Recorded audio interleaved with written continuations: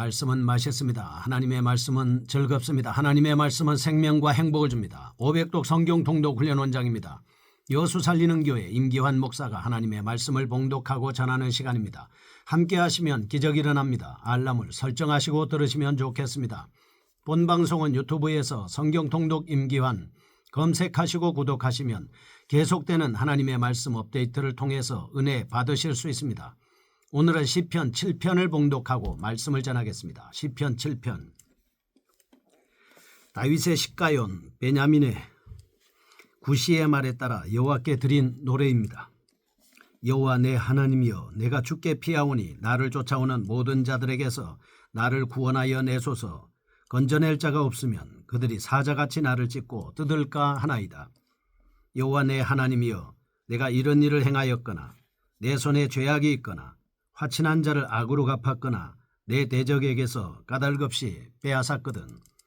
원수가 나의 영혼을 쫓아 잡아 내 생명을 땅에 짓밟게 하고 내 영광을 먼지 속에 살게 하소서. 셀라. 여호와여, 진노로 일어나사 내 대적들의 노를 막으시며 나를 위하여 깨소서. 주께서 심판을 명령하셨나이다. 민족들의 모임이 주를 두르게 하시고 그 위 높은 자리에 돌아오소서. 여호와께서 만민에게 심판을 행하시오니 여호와여, 나의 의와 나의 성실함을 따라 나를 심판하소서. 악인의 악을 끊고 의인을 세우소서. 의로우신 하나님이 사람의 마음과 양심을 감찰하시나이다. 나의 방패는 마음이 정직한 자를 구원하시는 하나님께 있도다. 하나님은 의로우신 재판장님이시여 매일 분노하시는 하나님이시로다. 사람이 회개하지 아니하면 그가 그의 칼을 가르시며 그의 활을 이미 당기어 예비하셨도다. 죽일 도구를 또한 예비하시며 그가 만든 화살은 불화살들이로다. 악인이 죄악을 낳으며 재앙을 베어 거짓을 낳았도다. 그가 웅덩이를 퍼 만들며 재가 만든 함정에 빠졌도다. 그의 재앙은 자기 머리로 돌아가고 그의 포악은 자기 정수리에 내리리로다. 내가 여호와께 그의 의를 따라 감사하며 지존하신 여호와의 이름을 따라 찬양하리로다. 아멘. 시편 7편입니다. 공의로운 판단을 구하는 기도를 하나님 앞에 다윗이 드리고 있습니다. 다윗이 베냐민 사람 구시의 모함을 들었습니다. 그런 후에 하나님께 호소하는 내용의 말씀입니다. 1절과 2절은 개인의 탄식을 볼 수 있습니다. 3절에서 5절까지 맹세합니다. 6절에서 12절은 여호와의 왕권에 대한 말씀입니다. 17절은 감사합니다. 하나님의 의로운 판단을 요청하는 시인의 심정이 9절마다 짙게 드리워져 있는 것으로 보아서 다윗이 억울한 모함과 저주로 박해받던 시기에 쓰여진 것만은 확실하다 볼 수 있습니다. 7절에서 9절 여호와께서 만국을 다스리실 것이라는 시인의 기대는 종말론적인 문제를 내포하고 있다 하겠습니다. 그는 하나님의 통치가 시작되면 의인은 악인들의 핍박을 벗어나서 하나님의 의로 즐거워할 것임을 미리 바라보고 있었던 것입니다. 1절에서 10절 하나님의 의로운 심판을 간청하고 있습니다. 11절에서 17절 하나님의 의와 악인의 운명을 확신하고 있는 내용의 말씀입니다. 1절에서 5절까지 보면 그는 자신의 억울한 감정을 절제합니다. 그리고 하나님께 나아가 자신의 억울한 심정을 토로하면서 자신의 결백을 주장하고 있습니다. 11절에서 16절 다윗은 자기에게 누명을 씌운 무리들이 결국 멸망에 빠질 것이다 라고 하는 확신을 하고 있습니다. 이러한 다윗의 모습을 통해서 성도의 생활 법칙을 발견할 수 있습니다. 성도는 재판장 되시는 하나님 앞에서 공정하게 심판받을 자로서 의로운 생활을 하여야 한다라고 하는 사실이죠. 억울한 누명을 받았을 때 스스로 원수를 갚기보다는 하나님께 심판권을 맡기고 살아가야 된다 하는 것입니다. 원수를 갚지 말고 내게 맡겨라. 주님은 그렇게 말씀을 하셨습니다. 1절에서 10절 보겠습니다. 억울함을 호소하는 다윗의 모습입니다. 다윗이 하나님께 자신의 억울한 심정을 호소하고 있습니다. 1절과 2절입니다.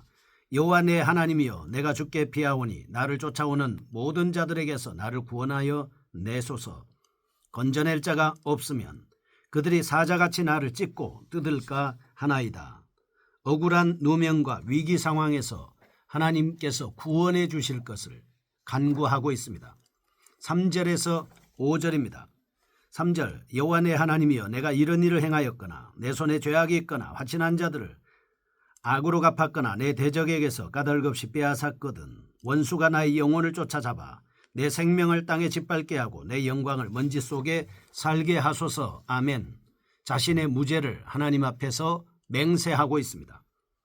자기가 죄가 없다고 누구든지 하나님 앞에서 맹세할 수 있는 사람은 그렇게 많지 않습니다. 모든 사람이 떳떳하고 당당하게 살지 못하기 때문입니다. 6절에서 10절입니다. 여호와여 진노로 일어나서 내 대적들의 노를 막으시며 나를 위하여 깨소서. 주께서 심판을 명령하셨나이다. 민족들의 모임이 주를 두르게 하시고 그의 높은 자리로 돌아오소서. 여호와께서 만민에게 심판을 행하시오니 여호와여 나의 의와 나의 성실함을 따라 나를 심판하소서. 악인의 악을 끊고 의인을 세우소서. 의로우신 하나님이 사람의 마음과 양심을 감찰하시나이다. 나의 방편은 마음이 정직한 자를 구원하시는 하나님께 있도다. 아멘. 하나님의 의로우신 판결을 요청하고 있습니다. 다윗의 억울한 심정은 물론 그의 강한 열망 또한 여기서 내포되어 있음을 알 수 있습니다. 사실 다윗의 원수들은 다윗이 행치 아니한 일을 거짓으로 고소했습니다. 그리고 억울한 누명을 씌웠습니다.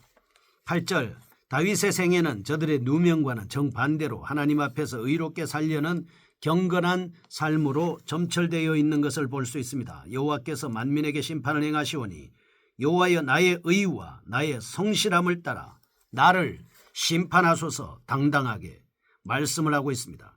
하나님 앞에 바르게 살겠다라고 하는 것입니다. 비록 그가 하나님 보시기에 한 점의 흠도 없는 완전한 인간은 아니었지만 적어도 하나님의 율법에 순종하려는 거룩한 신앙인이었던 것만은 틀림없는 사실입니다.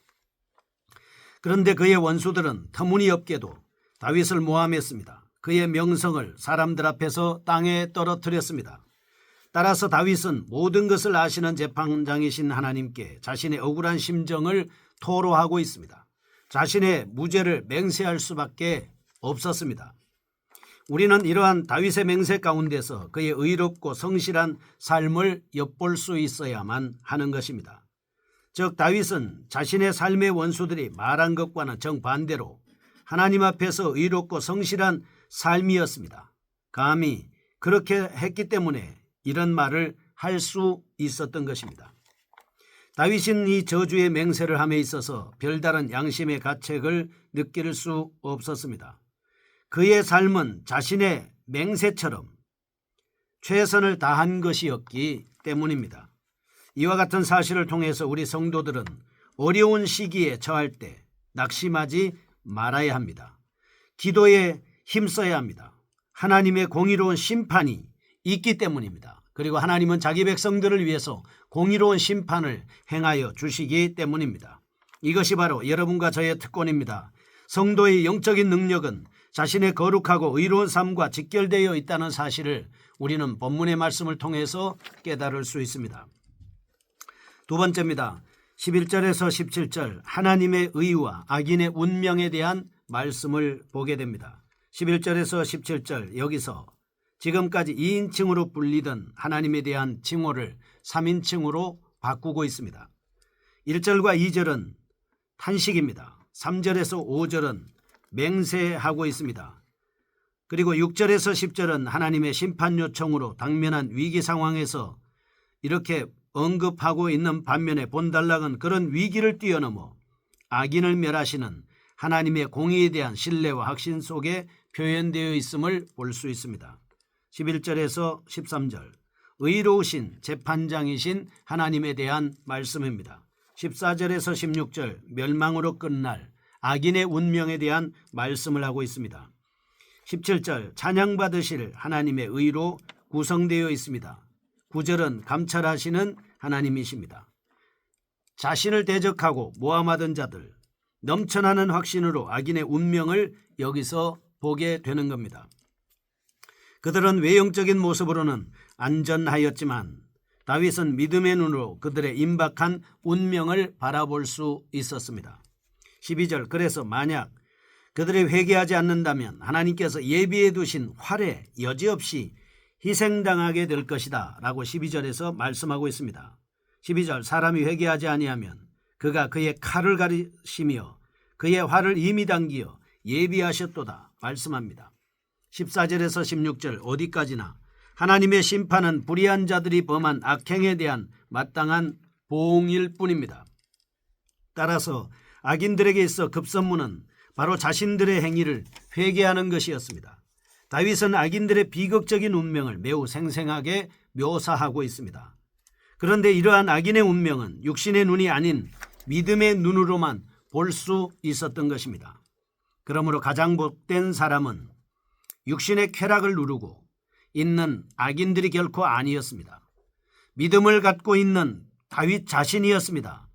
17절 따라서 역경 속에서도 넘쳐나는 확신으로 하나님 앞에 감사하며 찬송을 올릴 수가 있었습니다. 17절 내가 여호와께 그의 의를 따라 감사하며 지존하신 여호와의 이름을 찬양하리로다. 아멘. 이런 사실을 통해서 복 있는 사람은 많은 재물을 가진 자나 큰 권세를 가진 자가 아닙니다. 오직 하나님의 말씀 안에서 말씀으로 의롭고 성실하게 사는 자라는 사실을 말씀을 통해서 깨달을 수 있습니다.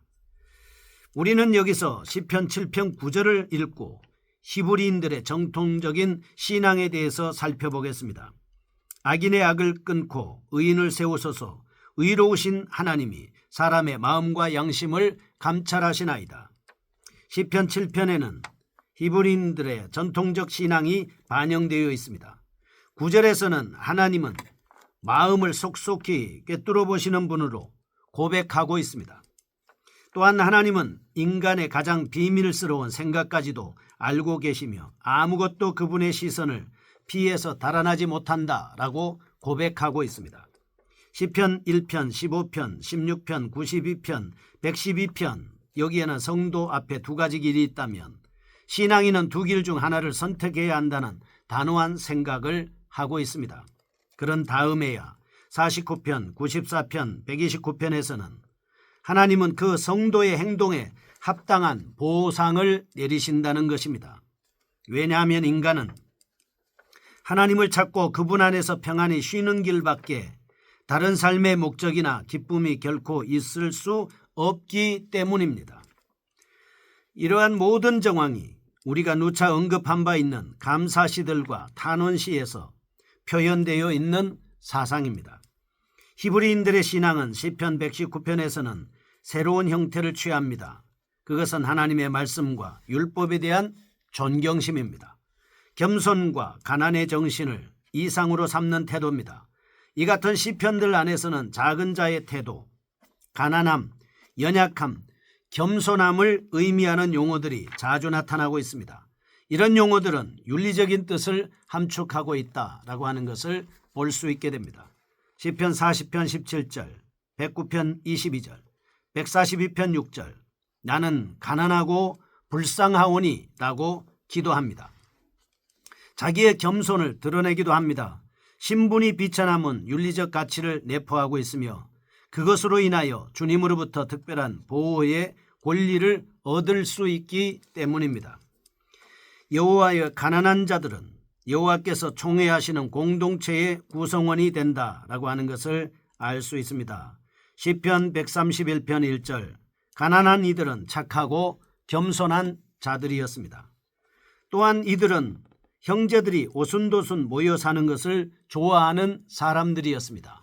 없기 때문에 가난하기 때문에 그것이 오히려 형제 우애가 될 수 있었고 없는 것으로 인해서 하나님이 절실하게 필요하고 하나님의 말씀이 요청되는 주님이 도움을 요청할 수밖에 없는 믿음이 상승하는 계기가 되었다 볼 수 있습니다. 거룩하신 하나님 아버지 우리의 가난이 겸손과 여호와를 찾는 것이 되게 하여 주옵소서. 예수님의 이름으로 기도합니다. 아멘. 여수 살리는 교회 임기환 목사였습니다. 지금 극동방송을 듣게 하세요. 기적이 일어납니다. 우리는 지금 생명을 전하고 있습니다.